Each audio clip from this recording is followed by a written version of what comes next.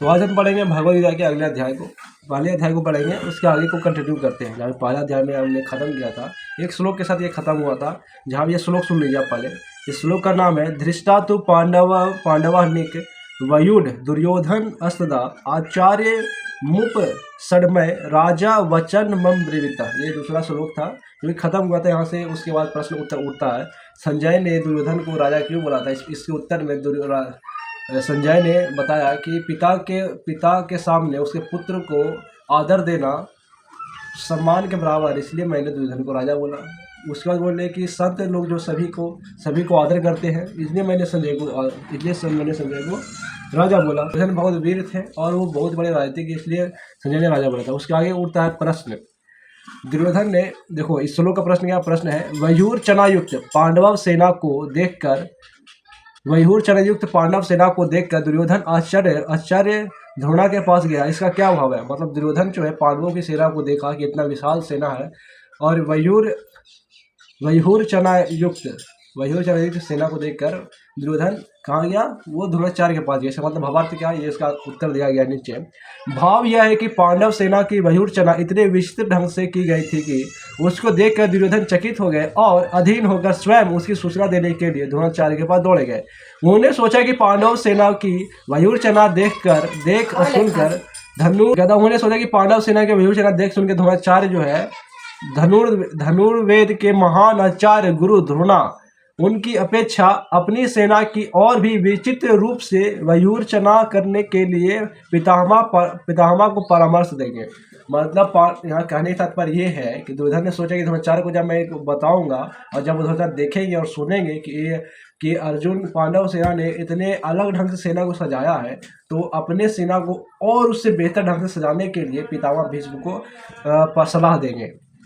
तो प्रश्न उठता है, दुर्योधन राजा होकर स्वयं सेनापति के पास क्यों गए, उन्होंने उनको अपने पास बुलाकर सब बातें क्यों नहीं समझाई। तो इसका उत्तर यह मिलता है, यद्यपि पितामह भीष्म प्रधान सेनापति थे, परंतु संबंध द्रोणाचार्य के पास जाकर दुर्योधन को जो कुछ कहा अब उसे बतलाते हैं, मतलब क्यों कहा था। आगे में कौरव सेना में गुरु द्रोणाचार्य का स्थान भी बहुत उच्च और बड़े ही उत्तरदायित्व का था। सेना में जिन प्रमुख योद्धाओं की जहां नियुक्ति होती है, यदि वे वहां से हट जाते हैं तो सैनिक व्यवस्थाओं में बड़ी गड़बड़ी मच जाती है।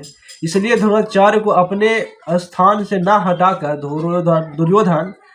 दुर्योधन ने ही उनके पास जाना उचित समझा। इसके अतिरिक्त द्रोणाचार्य वयोवृद्ध और ज्ञान वृद्ध होने के साथ ही गुरु होने के कारण आदर के पात्र थे, तथा दुर्योधन को उनसे अपना स्वार्थ सिद्ध करना था। इसलिए भी उन्हें सम्मान देकर उनका प्रिय पात्र बनना उन्हें अभिष्ट था। पारमार्थिक दृष्टि से तो सबसे नम्रतापूर्ण सम्मान युक्त व्यवहार करना कर्तव्य ही है। राजनीति में भी बुद्धिमान पुरुष अपना काम निकालने के लिए दूसरों का आदर किया करते हैं। इन सभी दृष्टियों से उनका वहां जाना उचित ही था। गुरु का आदर करने के लिए मुझे गुरु के पास जाना चाहिए, जिससे गुरु को लगे कि उसका शिष्य बहुत ही संवेदनशील है और उसका बहुत ही प्रिय समझे, है कि नहीं। और दुर्योधन जो है एक वहाँ इसलिए गया क्योंकि अगर कोई भी सेनापति जो भी बड़ी सेना को जो कर रहा है वहाँ पे निर्देश, अगर वो वहाँ से हट जाए तो सेना बिखर जाएगी, मतलब उनको समझ नहीं आएगा क्या करना है आगे। इसलिए यह सोचकर भी दुर्योधन द्रोणाचार्य के पास गया ताकि वहाँ का सेना विचलित ना हो। और राजनीति में और दूसरों को आदर करना ही सबसे बड़ा नीति है। दूसरों को आदर करके ही वो अपना काम निकाल सकता है कि नहीं। ये बात थी यहाँ पे। अब आगे का एक और श्लोक है, तीसरा श्लोक का नाम है पच्यते पांडव पुत्रा मानचार्य महति चमूम वयुंडा दुपद पुत्रेन तव शिष्येन धीमता। ये तीसरा श्लोक था। हे आचार्य, आपके बुद्धिमान शिष्य ध्रुपद पुत्र धृष्ट धम्नाधार वयूहाकार खड़ी की हुई पांडु पुत्रों की इस बड़ी भारी सेना को देखिए। तो प्रश्न है, घृष्ट घूम्र, घृष्ट घूम्र ध्रुपद का पुत्र है। ये धृष्ट बोल रहा लगता है, युधिष्ठिर नहीं, घृष्ट घूम्र द्रुपद का पुत्र है, आपका शिष्य है और बुद्धिमान है। दुर्योधन ने ऐसा किस अभिप्राय से कहा? मतलब दुर्योधन ने ये बोला कि धृष्ट घूम्र द्रुपद का पुत्र है, आपका शिष्य है और बुद्धिमान है। दुर्योधन ने ये बातें कही। उत्तर मिलता है दुर्योधन बड़े चतुर और कूटनीतिज्ञ थे।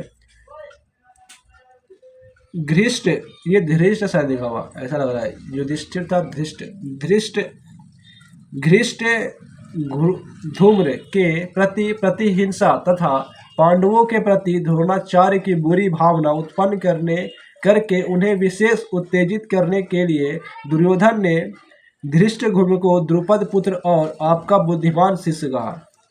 इन शब्दों के द्वारा वह उन्हें इस प्रकार समझा रहे हैं कि देखिए, द्रुपद ने आपके साथ पहले बुरा बर्ताव किया था और फिर उसने आपका वध करने के उद्देश्य से ही यज्ञ करके धृष्टद्युम्न को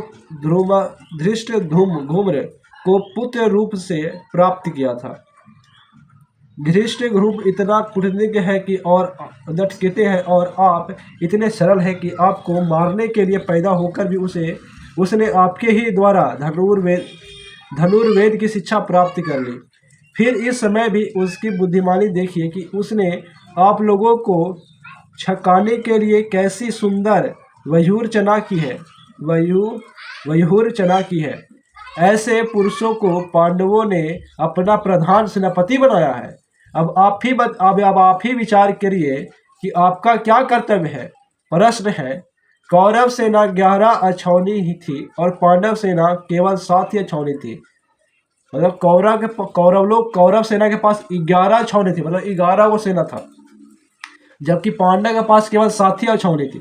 फिर दुर्योधन ने उसको बड़ी भारी क्यों कहा? बड़ी भारी मतलब महती, बहुत बड़ी भारी मतलब क्यों कहा? और उसने देखने के लिए आचार्य से क्यों अनुरोध किया? उत्तर मिलता है जबकि देखो दुर्योधन ने जो है द्रोणाचार्य को क्यों बोला, जबकि जो कौरव के पास 11 छावनी थी जबकि पांडव के 7 ही थी। तो दुर्योधन ने क्यों कहा कि देखिए इसकी कितनी बड़ी सेना है, उसको इतनी बड़ा सेना क्यों कहा? तो इसका प्रश्न का उत्तर मिलता है, उत्तर संख्या में कम होने पर भी वज्रव्यूह के कारण पांडव सेना बहुत बड़ी मालूम होती थी। संख्या में कम होने पर भी पांडव सेना संख्या में कम थी, लेकिन उनमें वज्रव्यूह का